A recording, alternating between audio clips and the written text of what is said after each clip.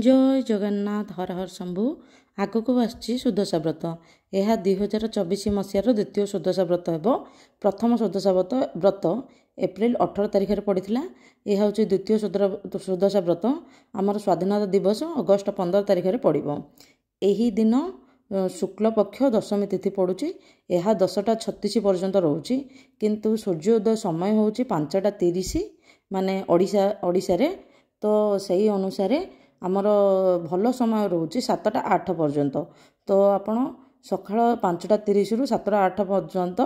आपण भितर व्रत पिंधिबे पूजा पाठ करेंगे तापर द्वितीय भल मुहूर्त आसूची 10टा रु 12टा पर्यंत किंतु आमर व्रत समय सरी जाउची 10:36 रे जोग सरी जाउची सेथिपाई सकाळे ही पूजा करेंगे जो माने व्रत पिंधिबे एबे आमे जानतु नुआ व्रती माने पिंधि पारिबे ना नहीं नुआ व्रती माने सेतेबेले व्रत करि पारिबे जेतेबेले शुक्ल पक्ष दशमी थिबो वो किछि बाहागर जोग पड़ुथिबो यह कैलेंडर रे पूरा लिखाई जाइए नुआ व्रती माने करि पारिबे कि नाही न लिखाइथिले भी जदि सेतेबेले आपण देखिबे एटा पड़ुथिबो कोन पड़ुथिबो विवाह जोग पड़ुथिबो किंबा व्रत जोग पड़ुथिबो विवाह जोग पड़िथिले बहुत शुभ होइथाय सेइथिपई विवाह जोग जेतेबेले शुक्ल दशमी तिथि रे पड़े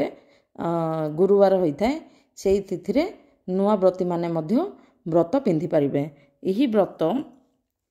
माँ लक्ष्मीकर बहुत अत्यंत प्रिय व्रत सुदशार अर्थ होची भल समय किंतु पल्ली मानसरे संभवतः सुदशा शब्द सहित 10टी संख्याटी सुदशा सहित 10 संख्याटी जड़ित होइछि फलत उपासन रे 10 पद्म पाखुड़ा 10 पाखुड़ा पद्म 10 वर्ण मुरुज 10 मुखी दीप 10 मुठी चाउल 10 मेंचा कदली 10 गोटी मंडा और लक्ष्मी प्रतीक रूपे लक्ष्मी 10 नाम लक्ष्मी नारायणी कमलिनी श्री हरप्रिया पद्मालया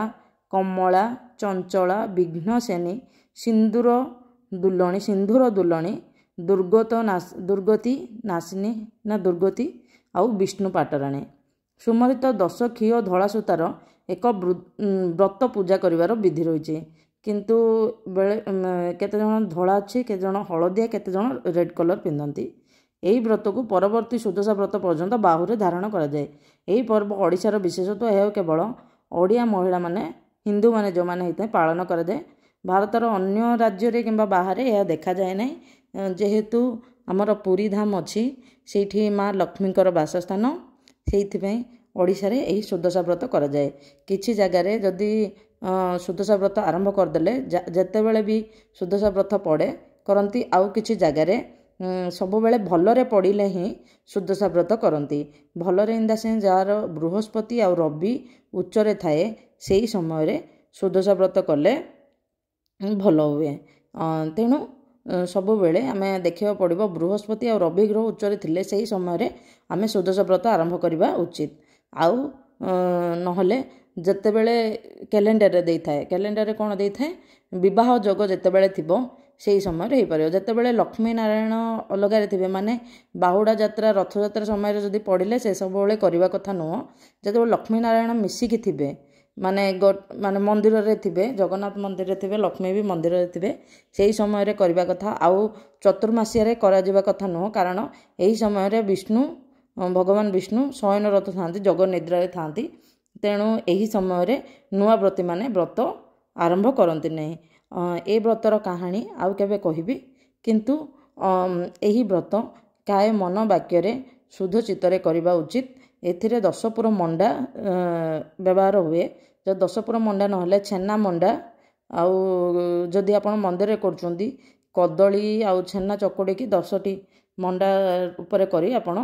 करि परिबे जदि आपण व्रत आरंभ करि नाहंती भी एही दिनटी को आपण निश्चित भाव में मानिबे देखिबे आपण सब किछि उन्नति हेबो एही दिन देखिबे कलम साग